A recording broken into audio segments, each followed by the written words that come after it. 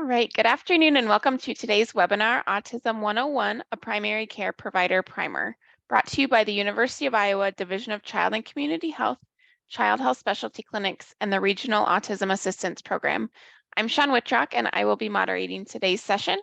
This session will be recorded and the link to that recording will be provided in an email follow-up this afternoon after the webinar.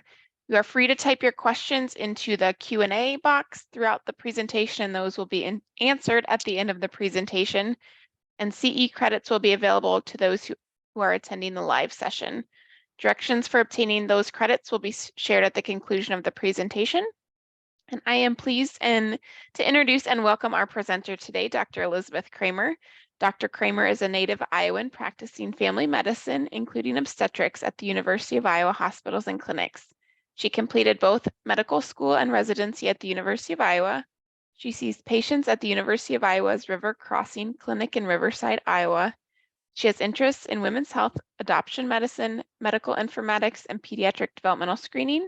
She sees pediatric developmental screening as an important tool that can help improve the health of children across the state of Iowa. So without further delay, I will turn the presentation over to Dr. Cramer.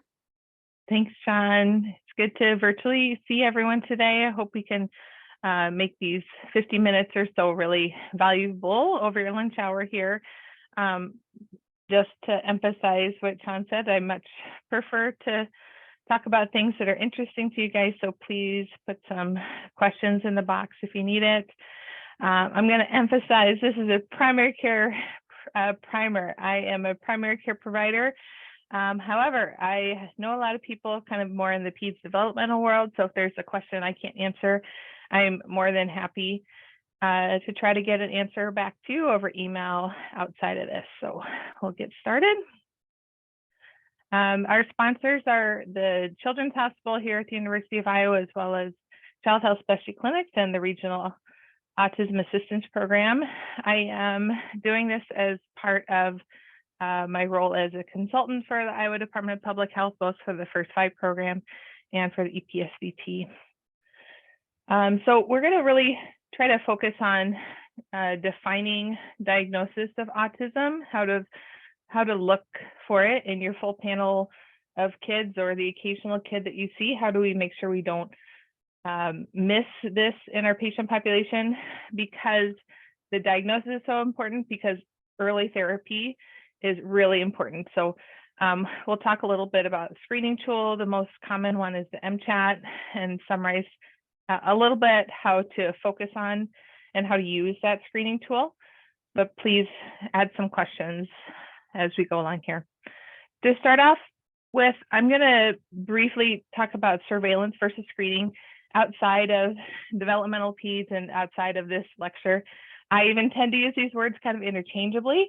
So, but just to be more specific, I'm going to try to use these words more precisely. So surveillance, in terms of developmental surveillance, it's a continuous thing. It's something we do at every well visit. There's kind of, and some of you might not realize you're doing it, but you probably are. Most well visit templates have a series of 5 to 10 questions built in to every single one that are age appropriate. These are kind of give a general idea of how is this child's development doing.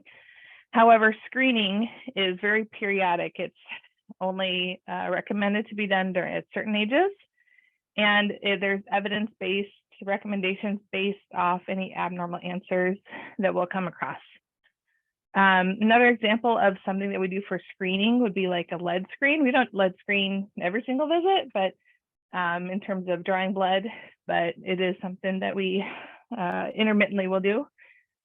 And so the the AP has this periodicity schedule and has very discrete recommendations that surveillance should be done at every visit. However, screening should just be done at very specific visits, including autism spectrum disorder screening should be done at 18 and 24 months. And so as a comparison on the left for surveillance versus screening, again, surveillance is at every well visit, age appropriate assessment of all the different domains, whereas screening will look at different domains, but only at 9, 18, 30 months. and it'll use a standardized tool. So there'll be evidence of an abnormal screen would mean that there's more likely to be pathology. Whereas if there's some abnormalities on the surveillance, it would maybe raise my antenna a little bit, less so if there's one, as if there's multiple that are abnormal on that visit. It'd make me want to maybe go to a screening test if I have multiple abnormals on a surveillance screen. And so then for autism, autism screening is recommended to be done at 18-24 months. An example is that MCHAT screener. So the definition, I would think it's helpful to talk a little bit about the definition. It's hard if you haven't had a lot of kids in your clinic, especially in family medicine. I don't have a ton of kids that I can have in my clinic that I know are risk for autism or do have autism. So I'm going to show a video here of a kid who went on to be diagnosed with autism. I'm not sure the sound will work very well, but just keep in mind this definition that you need, kids need a persistent deficit in social communication and social interaction across multiple contexts and a minimum of 2 different kinds of restricted, repetitive patterns of behavior, interests, or activities. And so you'll see some of this, even though I don't think you'll be able to hear the video.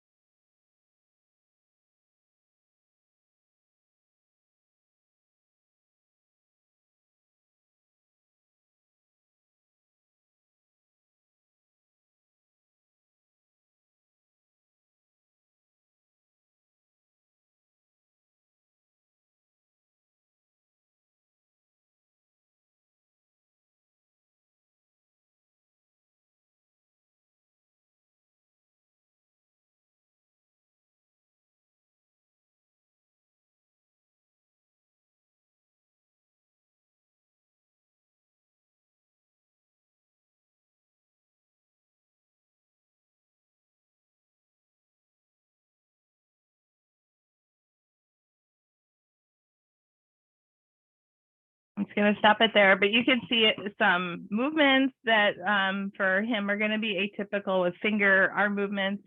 He really, even if you couldn't hear very well, he really had no understandable words for a kid who's between 2 and 3. It looked like he was getting frustrated there for a little bit, but it's really unclear what he was getting frustrated about. So it looks like communication is an issue there as well. So just kind of keep that in your mind as we talk about the diagnosis, and then we'll talk about the screening, how to really look for these in kids as young as possible. So in terms of the first part of the diagnosis definition, everyone needs a persistent deficit in social communication, social interaction. He really had I know they had a video on for him, but he really had 0 eye contact. There wasn't any real communication going on in there, even this few minute video. Kids have to have deficits in all 3 of these domains: social emotional reciprocity, nonverbal communication behaviors, and developing, maintaining, and understanding relationships. And a few more examples of these are on the next slide here. So failure of normal back and forth conversation, that's pretty self-explanatory.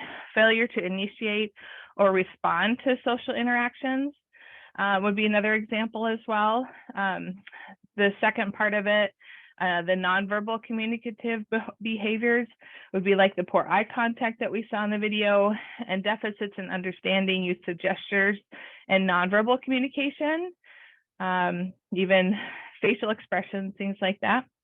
The last part of this first part of the definition is developing, maintaining, and understanding relationships, which I think could be a little hard to objectively see in a clinic visit, but they can ask questions about the absence of interest in peers, difficulties sharing, imaginative play would be all part of that.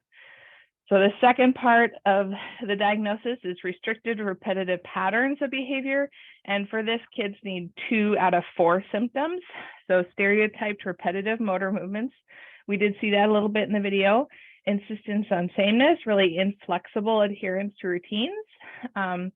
Highly restricted fixated interests that are abnormal in intensity or focus. And then hyper or hypo reactivity to sensory input. That could be spinning, vestibular input, sensory. A lot of times you hear kids who don't want to eat certain foods, they don't want to wear certain clothes because of the sensory input they're getting from it. Other examples of these, the second part of the definition would be echolalia. They just repeat everything that they hear, lining up toys. I had a, sorry, I'm page here, I'll turn it off. Oh man, everything's off except my pager.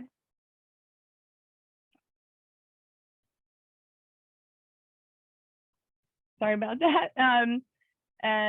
So lining up the toys, I had someone ask me once, because it's part of some of these screeners you'll see, lining up toys can be a pretty normal behavior, but in the context of other abnormalities, it could be more abnormal, especially if they're avoiding peers, not really wanting to do the imaginative play, or other ways if they're really insistent on this is like their main manner of how they play and don't want to do anything else, get disturbed when the toys are not lined up anymore, things like that. It could be part of autism diagnosis. The second one would be the insistence on sameness, inflexible adherence to routines. So a lot of distress, even at small changes. The need to eat at the same type of food or same time every day could be part of it. And highly restricted interests that are abnormal. Could be like having a strong attachment to unusual objects, as an example. And then I talked a little bit about the hyper or hypo reactivity to sensory input. So could be not just maybe swinging or clothing, but it could be indifference to pain or temperature, excessive smelling, touching. I'm going to add licking, tasting of non-food objects too, could be in there also. And so you can't just, these can't just be minor bothers. They really have to cause some significant impairment in function, and there can't be any other explanation for these symptoms. And so while most cases can be identified at early ages, the definition in terms of diagnosis does allow this diagnosis to be made at an older age when the demands of the social or school environment may result in functional impairment. And I think this really reinforces that unfortunately the average age of diagnosis is much higher than it maybe needs to be. And so a lot of times that reflects that kids aren't getting diagnosed until they enter preschool, until they enter school, where the demands are a little bit higher. But and if we try to diagnose a kid before that and we can't, that's fine. But we really just want kids to be able to get as much therapy as early as possible because of how effective it is over time. In terms of who has this, it tends to be more common with certain genetic or chromosomal abnormalities. 10% of kids with ASD also have trisomy 21, Fragile X, tuberous sclerosis, or other genetic problems. And intellectual disability and ASD can also co-occur. 44% children with autism have average or above average intelligence, so it doesn't always need to.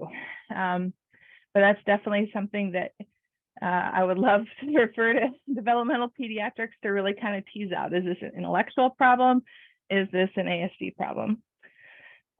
Differences in developmental skills can be noticed as young as 6 months in kids who go on with eventually to be diagnosed with autism, and especially in social communication, fine motor skills. So it's really important to look at those developmental screens that we're doing, especially at the recommended 9 months, and really notice, think, is this a kid who's going to go on and get need an autism evaluation eventually? And a lot of times these deficits are apparent enough that parents will notice more developmental concerns by 12 months.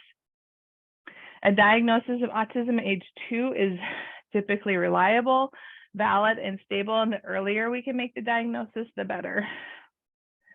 Like I said earlier, the average age tends to be closer to that school age because of higher demands that we see in school.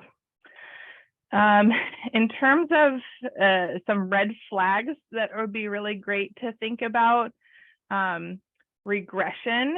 If you have a kid who has any signs of regression in terms of their development, that is a big red flag for autism. Regression of skills can be noted in 25% of affected patients. Typically, it happens between 18 and 24 months of age. And these are interestingly happen usually in language or social skills domains. They stop speaking, they're no longer waving. They used to have good eye contact, but now they don't have any good eye contact anymore. And we really don't understand the etiology of what the brain is doing that really forces this to happen or encourages this to happen. It can be suddenly or gradually, and it can occur within context of very subtle pre-existing delays or atypical development. So it's always tempting. I feel like a lot of what I do in primary care is reassurance, reassurance, reassurance, but or find an explanation that's very reasonable. And a lot of times at this age, if you're going to have another baby, it's a nice time to have another baby, a couple years age gap. A lot of times we can explain some of this away or say we're going to do some waiting. But if you have true regression, it really should be a referral, especially related to those domains. It really is a hallmark of ASD, and it should really always be a prompt to do screening and or refer for further evaluation. At the very minimum, get an ASQ out, really make sure that they don't have any other problems that we're missing. Get a referral to a developmental pediatrician to really make sure we're not missing something. And so typically, the diagnosis is done by a developmental pediatrician, child psychiatrist, child psychologist, and our pediatric neurologist. So different depending on where you are in the state. There's different levels in terms of diagnosis requiring support. Level 3 would be requiring the very substantial support related to the diagnosis. The prevalence that we're talking about here is almost 1.7% of all children. And then it is 4.5 times more common in males for some reason, but it does occur across all racial, ethnic, socioeconomic groups.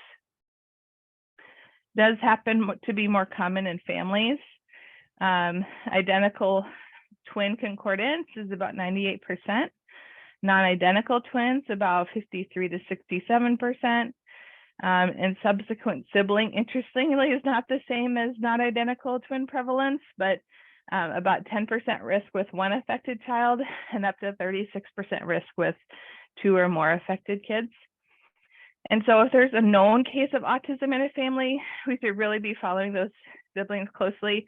I really tend to try to put on the siblings problem list that, they have a family history of autism or sibling that has autism, to really make sure everyone understands that this other child is high risk, and you should have really lower threshold for referral.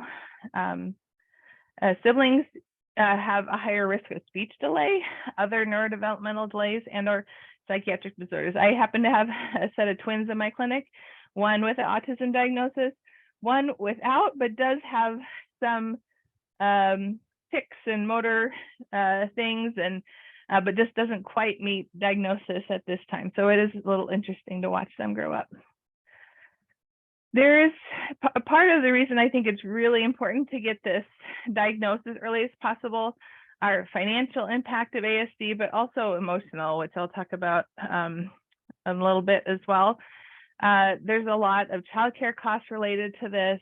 There's emotional and financial impact for families. I think I saw a study once showing like families with kids with autism compared to like kids in a family with Downs had really significant stress levels. The families with autism really had higher stress levels. Getting a diagnosis for a difficult child can be really reassuring for a parent, and really reassuring them it's nothing they've done. You're going to get some help. This kid's gonna, this diagnosis qualifies you guys to get as much help as possible. Not only financial, but really with respite, extra help at school or things like that. So I think a diagnosis as early as possible is really helpful. So the other part of it is why it's important for early diagnosis is that studies have shown that early interventions before age 4 leads to better outcomes. Mainly this is talking about ABA therapy. Up to 95% of kids with early intensive therapy develop useful speech by age 5. And this can have really a huge impact on a patient's long-term outcome and quality of life.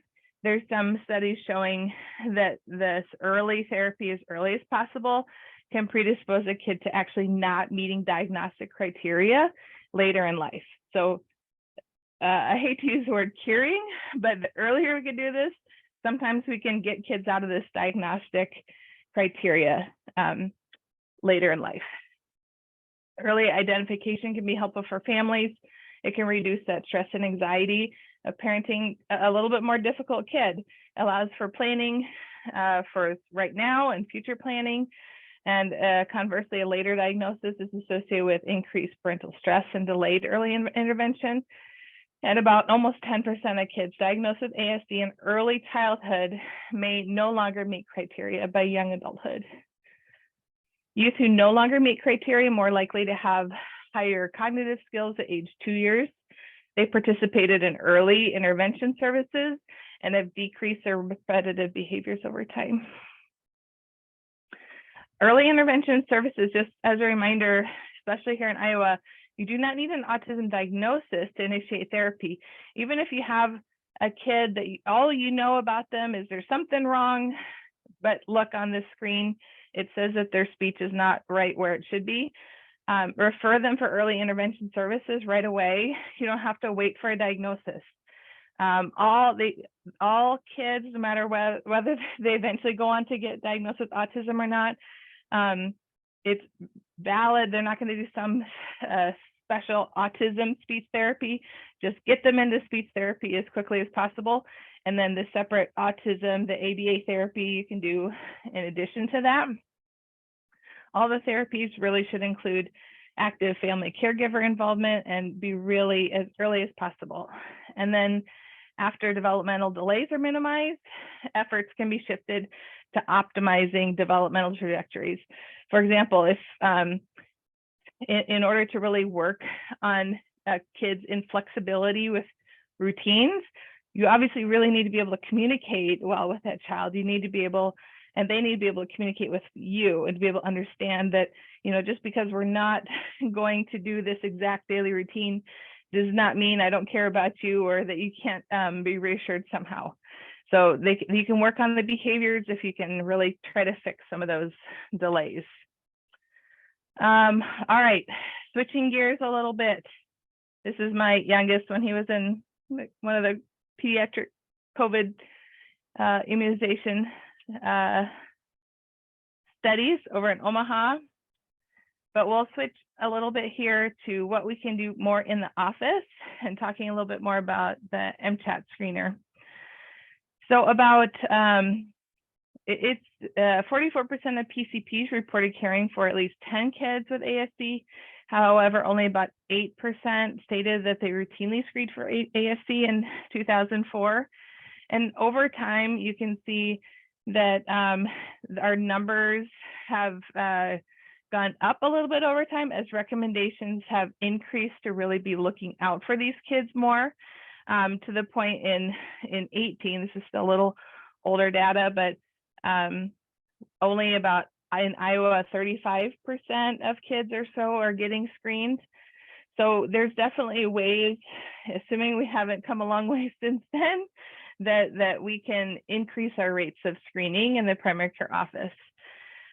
Autism disorder screening, or sorry, autism spectrum disorder surveillance really should occur at every well visit. Like we mentioned, those red flags would be parent concern about social skills, language skills, or behavior at any age.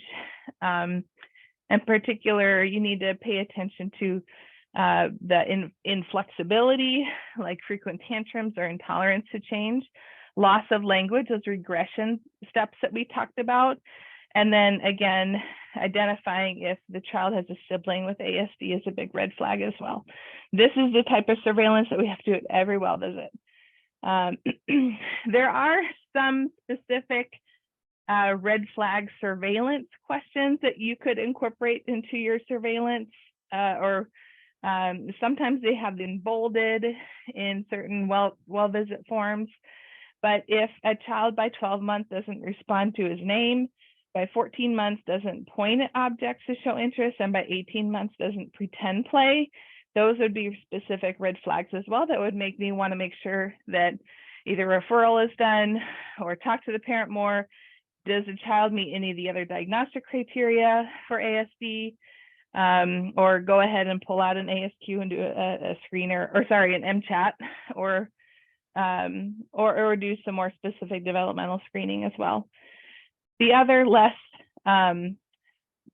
associated abnormal surveillance questions would be avoiding eye contact, trouble understanding other people's feelings, the repeating words and phrases over and over, obsessive interest, unusual reactions, some of those things that we talked about that would kind of meet criteria for the ASD diagnosis at the beginning of our talk. Targeted screening should be done for everyone at 18 and 24 months. And this screening tool, MCHAT, is something that can be used anywhere between 16 and 30 months. Unfortunately, we don't have anything else above 30 months that's standardized, known to be good for autism. So this should be done in addition to the general developmental screening, 9, 18, and 30 months, such as an ASQ3. But screening for ASD can lead to earlier identification, earlier diagnosis, referral, and those earlier interventions and better patient outcomes that we talked about. Always keep in the back of your mind that parent concern trumps all. Screening is really done in the absence of symptoms. It's going and looking for a diagnosis. If a parent is already concerned about a kid before you even do the MCHAT, that's enough to get a referral process going without even doing anything else. If you'd like, I'd probably go ahead and do the MCHAT just so it gives me some extra information, but parent concern really trumps all. These are screening, they're not diagnostic tools also. For the sake of time, I'm going to skip some of this a little bit. And then, so some of us, if you don't have this workflow in your clinic already, it's hard to start something new if you're not doing it already. But I think it's really important, and we've been able to set this up in our clinic. And I think ultimately in the long run, it is a time saver. Do we really need an extra questionnaire? Do we actually need something else that's going to help? Isn't observation enough? And I would argue back with that, the video I showed you earlier in the presentation, there's definitely times where you're, especially at the beginning of it, the kid doesn't look too abnormal. It looks okay. And then there's maybe some things toward the end of the video that make me think, oh, that looks a little not quite right. And I haven't heard him say any recognizable speech, but no one is also talking to him either. Maybe it's just time for a nap. There's a lot of things that can go on in a clinic visit that either I'll try to explain away or just aren't going to come up in 10 to 15 minutes or so. But this has actually been studied. When does the use of screeners or questionnaires really help? And I believe that this was for a group of pediatricians, may have even been a group of developmental pediatricians who were showed 42 different children, and some had ASD, some were language delayed, some were normal, and they were showed 2 10-minute video clips of each evaluation. And really they were supposed to kind of indicate which kids were abnormal or should have had some sort of autism evaluation. And really they only caught about 40% of the kids who were already had a diagnosis of autism. And so even with kind of experts looking at small snippets of kids and videos, it's not quite as good as doing a specific screener. A lot of times that children with autism showed more typical behavior in these little video clips rather than atypical behavior. And atypical behaviors happen 2% of the time in both the language delays and typically developmental kids. I can tell you my kids who are neurotypical can definitely behave like they're not neurotypical from time to time. And then my kids who are not neurotypical can have moments where they actually behave pretty normally for a while. And that's really hard for us to pick apart in a 10-minute clinic visit. So typical behaviors can create a lot of noise in a clinic visit, around which it's kind of difficult to weigh the importance of the signal of the very infrequent atypical behavior. Because I'm a little bit of a nerd, I snuck this one in too. I think it's going to be interesting down the road. Right now, we really rely on screeners to really try to identify which kids are really need a full evaluation.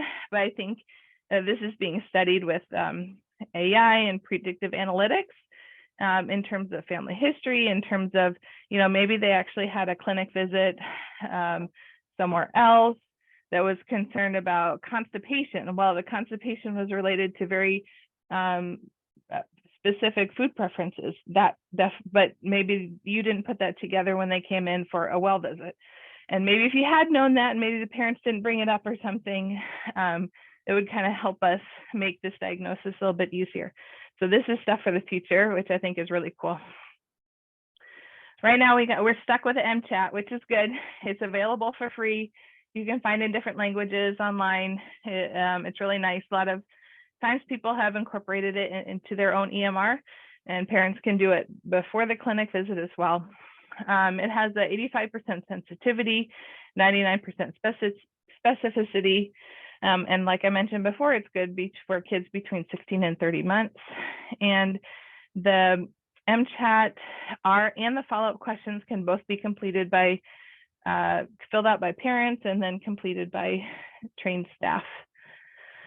Most of the time, the answers you're going to get on the MChat are going to show a kid is low risk, thankfully, medium risk. On average, you get about 6% of the kids that you screen, and high risk about 1%. In addition, 27% of kids who screen positive will have an additional developmental delay or concern. And then 100% of the high-risk group had delays or concerns which justified immediate referral. So in general, I say that the 93%, the low risk, really easy. You see the number before you even walk in the room. Don't need to address it. It's fine. High risk group is almost as easy as the low risk group because it's so important that they get a referral. I walk into the room preparing to talk about, we need to do a referral. We need to see what other domains this child needs some help in. It's an immediate referral to developmental peds. It's immediately referral for early access if they qualify. It's this medium risk group that sometimes can take a little bit extra time in my clinic schedule. This is the MCHAT. There's 3 of the questions where no is the correct answer. Otherwise, yes is the correct answer for everything. And so number 2, 5, and 12. Have you ever wondered if your child might be deaf? Yes would be an abnormal answer. So if parents just go down the yes column, they probably just didn't really look at the questions. And so sometimes looking and just re-asking some of these questions can really make sure that they're doing it correctly. And so if the score is less than 3, no follow-up needed, total score greater than 8, you really need to immediately refer. Make sure they don't need any other evaluations or referrals. And then it's this 3 to 7, this medium risk group that I'm going to talk about here a little bit, and requires an MCHAT follow-up. But it's also completely reasonable to refer for evaluation in this medium risk group as well, instead of necessarily doing follow-up. But this medium risk group requires the use of this follow-up form of the MCHAT only related to the abnormalities on their original MCHAT. It's not like you're redoing the whole MCHAT. And really it really walks you through everything. There's nothing you need to memorize. The only thing you need to memorize is that this medium risk group needs follow-up, whether that's immediate in that clinic visit, or you bring them back in a week or 2 or a month and really make sure they don't need further evaluation. I'm gonna, and if they score low on it, 0 to 1 on this follow-up, don't need further referral. But if they screen positive on 2 or more items, then the referral is recommended to be done. Even on this medium risk group, if they have a 3 initially and then a 2 on the follow-up, they have a 50% risk of being diagnosed with autism. So it is really important to try to mine through these medium risk kids to really make sure that you're not missing any kids with diagnosis. It could be done in person or over the phone. You could have your MA or nurse call and have parents answer some of these questions in a week or 2. But this is really important to not watch and wait, because so many of these medium risk kids will go on and get an autism diagnosis as well. So this is the example of the the MCHAT follow-up flow sheet. I'm going to show you a couple examples here, but just so you can get an idea of what it looks like. You do not need to do this for all the questions, only the ones that answered incorrectly on the MCHAT. You only do this, you go pass or fail on the ones that they originally got incorrect on the original MCHAT. And then again, if they score more than 2 on the follow-up, if they fail more than 2 or more, that's recommended to do a referral. Here's a case we'll walk through a little bit. And just at the very end here, Anakin's being seen for his 18-month visit. He's an only child, medical history is unremarkable, parents have no concerns, physical exam is normal. And the one abnormal on his MCHAT was that the caregiver responded no to question 20. So even though he has a 1 on the MCHAT, he has a low risk score. Recommended follow-up is really nothing. Normal recommended MCHAT, universal screening at 24 months as well. Low risk kid. Luke is 18 months, being seen for his well-check exam. He attends daycare, and both school staff and caregiver voice developmental concerns. So they're alone, totally fine to just refer, get more evaluation done. He is a loner, infrequently interacting with other kids. He has only 1 or 2 toys which he plays with all the time. Caregiver notes he does not usually respond to his name, does not like to cuddle, stopped using words about 2 months ago. I'm giving you all the red flags. His past medical history is unremarkable. His physical exam is normal. He does not like the exam, but appears to ignore you. And so he has multiple positives on his MCAT. So he gets an 8, positive screen, high risk autism, should definitely be referred for comprehensive evaluation. See, those two are the easy ones. It's these middle ones that are a little bit more hairy. Baby Yoda, 24-month-old male, being evaluated for surveillance and screening. Parents have some concerns about his development since his last 18-month exam. Again, there you could stop. There's parental concerns. You could definitely refer right then if you wanted to. He was born 1 month premature and developed neonatal jaundice and required phototherapy. An older sibling has developed normally, and his physical exam is normal. He responds negatively to being examined, like all 24-month-olds. So he got a 4 on his MCHAT. He's kind of coming in at the normal recommended universal screening age. And so the follow-up, you could just choose to refer at this point, but if you talk or just feel like it's you need a little bit more information, go ahead and do the MCHAT and for follow-up questions. But you're only going to do it on the abnormal ones he got on the original. So 2, 4, 8, and 20 are the ones that you're going to rescreen with the follow-up. You could do this immediately at the visit. You could have your nurse call later in the week and just ask a little bit more. And so this was the first original abnormal question on the MCHAT. And it really just goes into a little bit more detail about the child-specific symptoms. So number 8, is Baby Yoda interested in other kids? And if they originally said no, but is he and she interested in children who are not his or her brother or sister? If yes, then you're going to pass. If no, then you're going to go over here. When you're at the playground or supermarket, does your child usually respond to other children?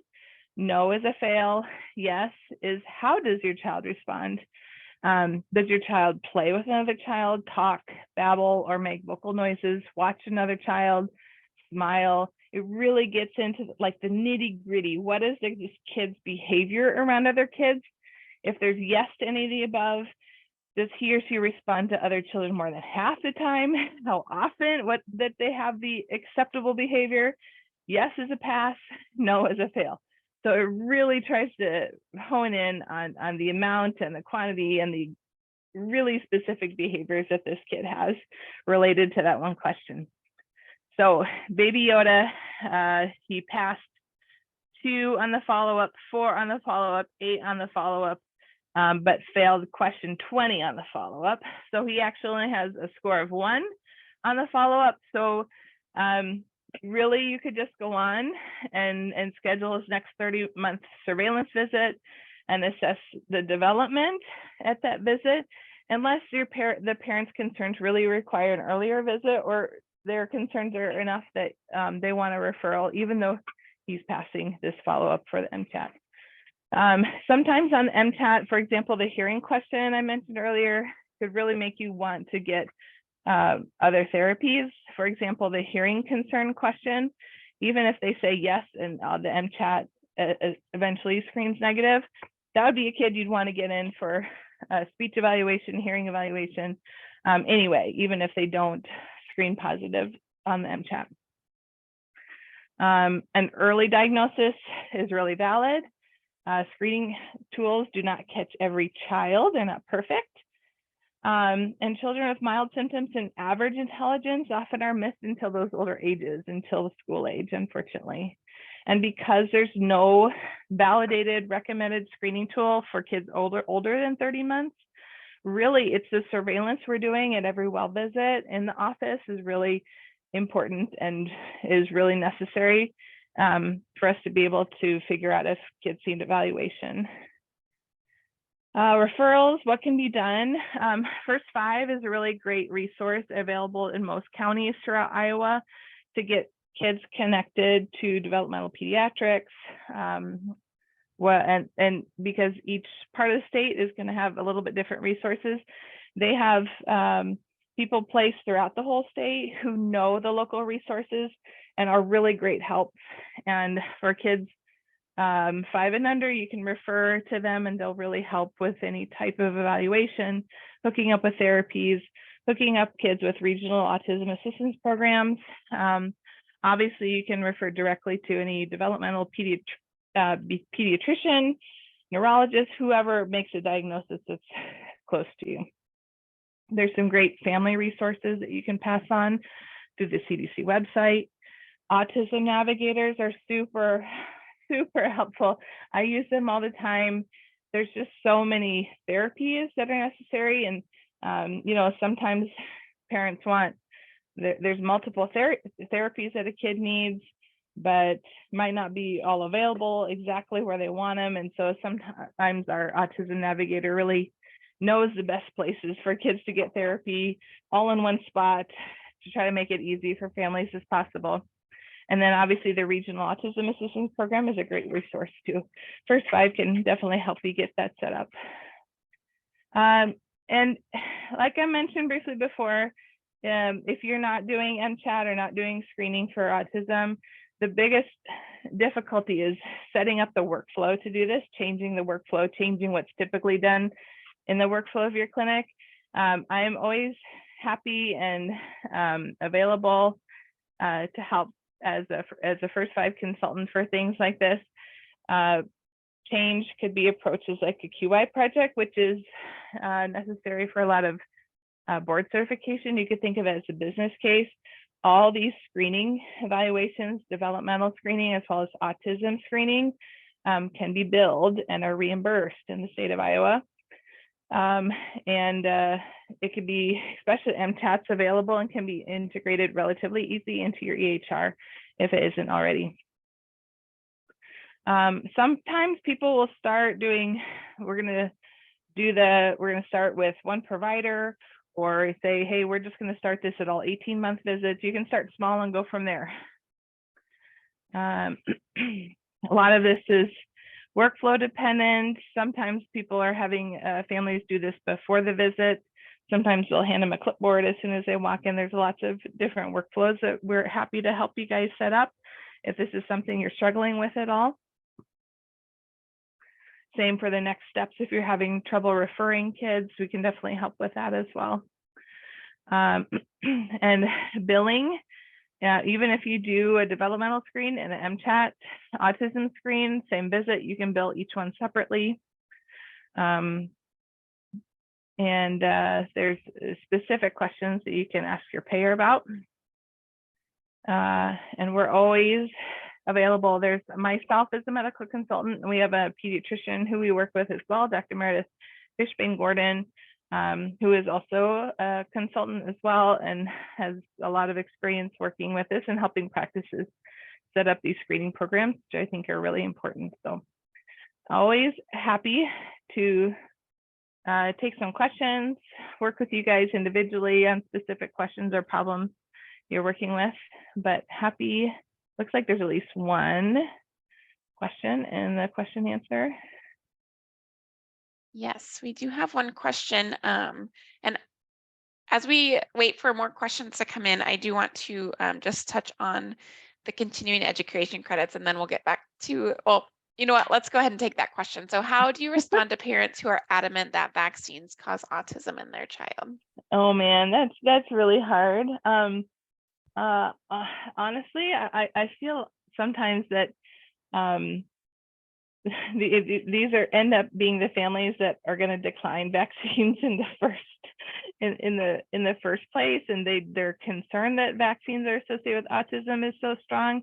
And I think in my experience, you can't really talk to these families on like a science basis. You can't say, oh, the studies have shown, or they've removed the thimerosal or the mercury, or like that doesn't respond to them. I think the biggest thing that you could show parents, say if the situation specifically is if you had developmental screening that was done And you can say, look back before they got their 12-month vaccines, which were the typical ones that were thought to be related to autism. And you can say, hey, look, this kid had abnormalities on his 9-month developmental screener before he even got them. So I think really being really careful about documenting parent concerns, your surveillance, the screening, and doing that, it was probably one of the biggest things. One of my slides really emphasized that a lot of the symptoms aren't really apparent to parents till closer to 12 months, but these can be really picked up by these screeners as early as 6 to 9 months. So I think you can't argue with science at these things. I know other people might have some other comments as well. All right, so quite a few other questions. Can you explain Sure. a bit more about the Autism Navigator? Is that a website for families or providers or both? And so yeah, go ahead. Actually, Sean, you might have more. Yeah, so experience with this. I think, Beth, you were maybe talking more about the Regional Autism Assistance Program Family Navigators Yeah. who's at the Child Health Specialty Clinics, regional centers, live in-person navigator to help connect families to resources. But Autism Navigator is a website, and it has courses for families and providers. So there's a lot of great resources on there.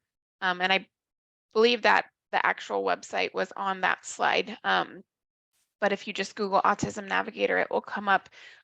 There's a lot of, yeah, like I said, resources and courses for families, but then also professionals as well. Can you share specific billing codes used for autism and developmental screening? Yeah, I think I had some of those back here. These are the codes, and the only big problem we've kind of run into with this over time is some of the FQHCs kind of don't get reimbursement specifically, like just for E&M codes and CPT coding, but it could be built into kind of the contracts you have with the FQHCs and say, hey, we're going to start doing this recommended screening, you know, and build it into kind of contracts you're doing with FQHCs. Are studies showing any reasons for such an increase in an autism diagnosis? I am not aware of conclusive ideas. I think there's a lot of theories going around there. And I was really trying to focus on diagnosis here. I don't think we have good reasons. My dad is was a school teacher for almost 40 years, and I think from his non-scientific perspective, there's a lot of kids who are difficult, who kind of got these difficult labels, but we didn't really have a diagnosis necessarily on a lot of these kids. So I think there's more to come on that. And again, I don't know if you have the specific data, but what are the rates of an autism diagnosis being missed until adulthood?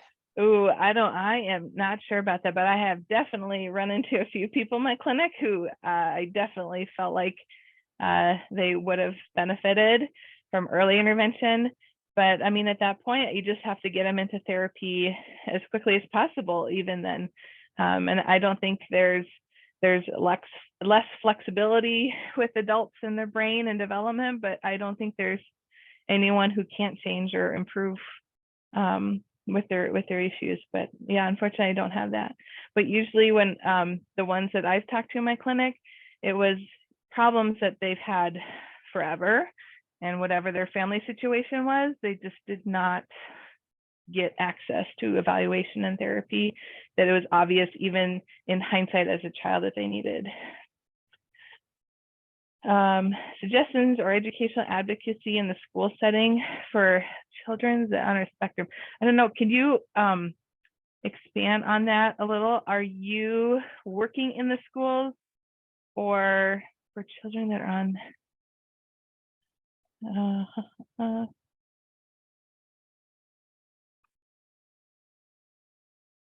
And I guess I would jump in there too. And I know, Beth, you have worked with some of our family navigators, but through Child Health Specialty Clinics and the Regional Autism Assistance Program, all of those family navigators have lived experience, especially obviously the RAP family navigators have lived experience of a child or being a parent or caregiver of a child with an autism diagnosis. And so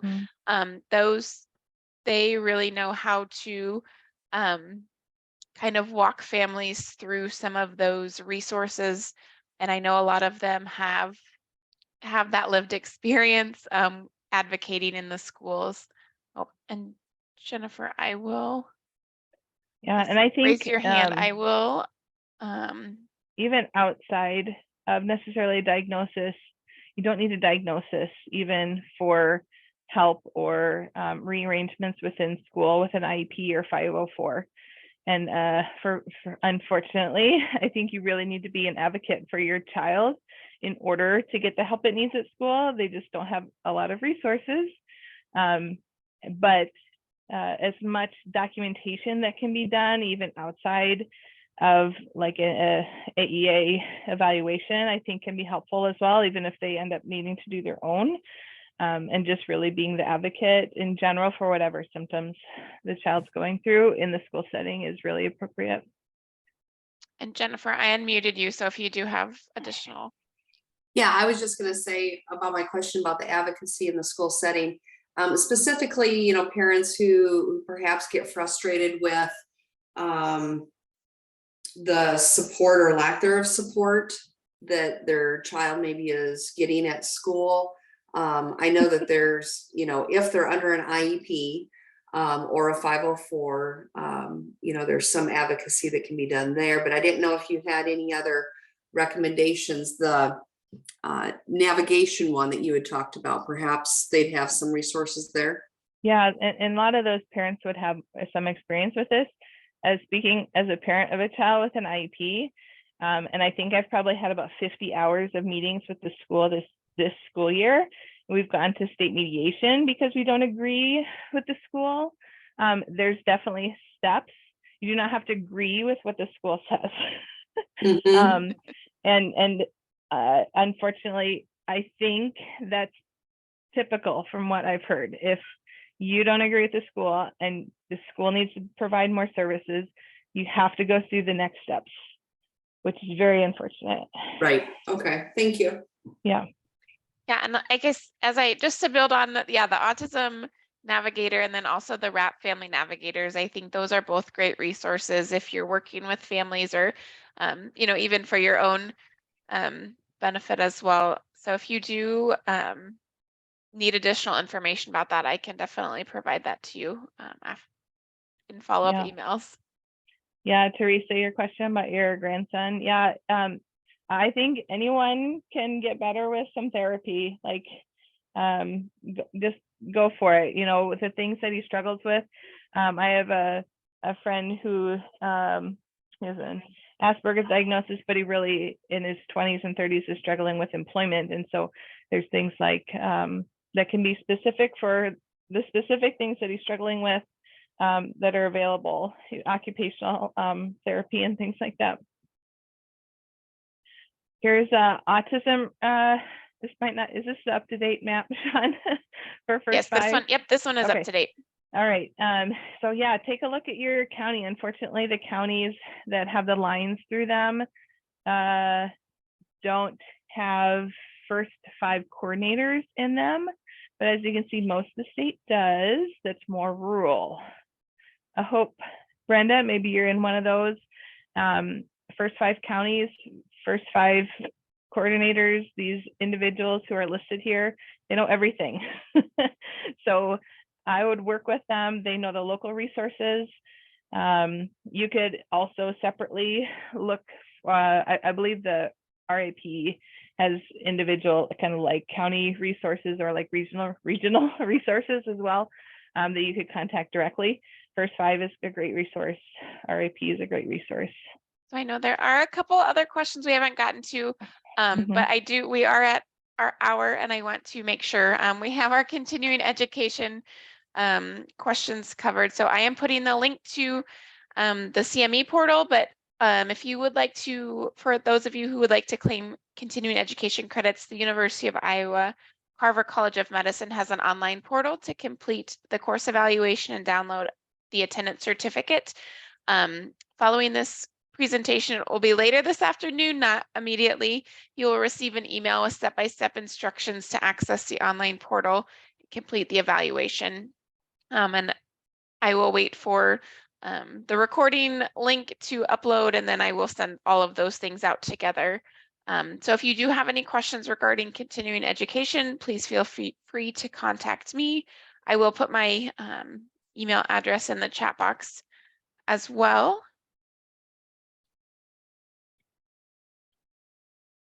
All right. So again, thank you for attending today's presentation. I want to sincerely thank you, Dr. Cramer, for presenting, and all of you who attended. So have a wonderful afternoon. Thank you.